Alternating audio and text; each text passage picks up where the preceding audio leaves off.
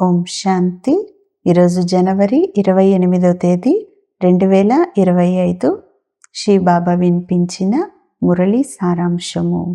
మధురమైన పిల్లలు, pass with ఆనర్గా అవ్వాలంటే శ్రీమతంపై నడుస్తూ ఉండండి. చెడు సాంగత్యము మరియు మాయ తుఫాన్ల నుండి మిమ్మల్ని మీరు రక్షించుకోండి అంటున్నారు బాబా. ప్రశ్న: బాబా పిల్లలైన మీకు చేసిన ఏ సేవను మీరు కూడా అందరికీ చేయాలి?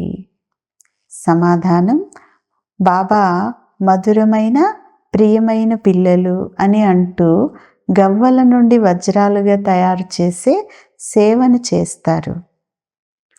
ఇప్పుడు మీరు కూడా ఈ మధురమైనటువంటి సోదరులను వజ్ర సమానంగా తయారు చేయాలి. ఇందులో కష్టమేమీ లేదు. బాబాను స్మృతి చేస్తే వజ్రం వలె తయారవుతారనేది వారికి చెప్పండి అంటున్నారు బాబా. ప్రశ్న: బాబా మీకు ఏ ఆజ్ఞను ఇచ్చారు? సమాధానం: పిల్లలు, మీరు సత్యమైన సంపాదన చేసుకోండి మరియు ఇతరులకి చేయించండి. మీకు ఎవ్వరి నుండి అప్పు తీసుకునేటటువంటి అనుమతి లేదు అనే ఆజ్ఞను ఇస్తూ ఉన్నారు.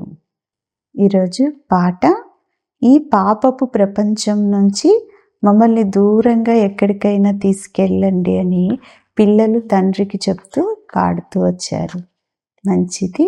మధురాతి మధురమైన అపురూపమైన పిల్లలకు తల్లి తండ్రి బాప్దాదాల యొక్క ప్రియ స్మృతులు మరియు గుడ్ మార్నింగ్.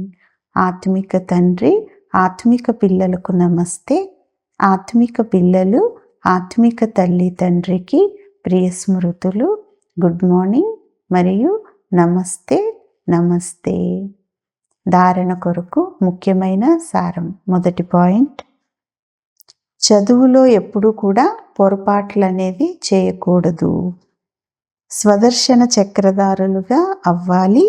మీ సమానంగా వజ్రంలాగా తయారు చేసుకునే సేవను చేయాలి అంటున్నారు బాబా. రెండవ పాయింట్: సత్యమైన సంపాదన చేయాలి మరియు ఇతరులకి కూడా చేయించాలి.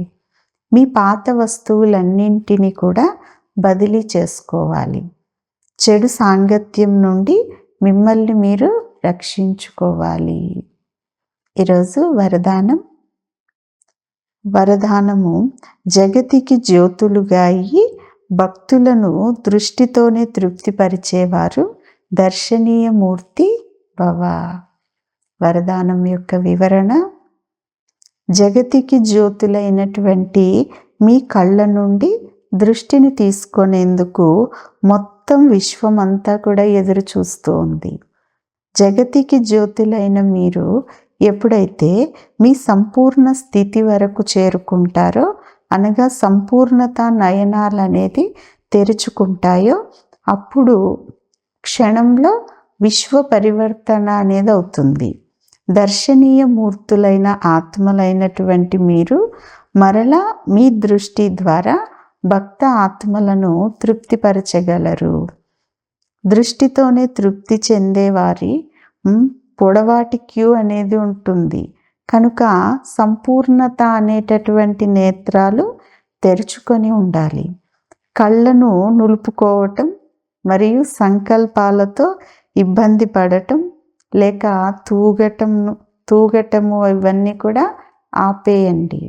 అప్పుడు దర్శనీయ మూర్తులుగా అవ్వగలరు అంటున్నారు బాబా. స్లోగన్: నిర్మల స్వభావము నిర్మాణతకి గుర్తు. నిర్మలంగా అయితే సఫలత లభిస్తుంది అంటున్నారు బాబా.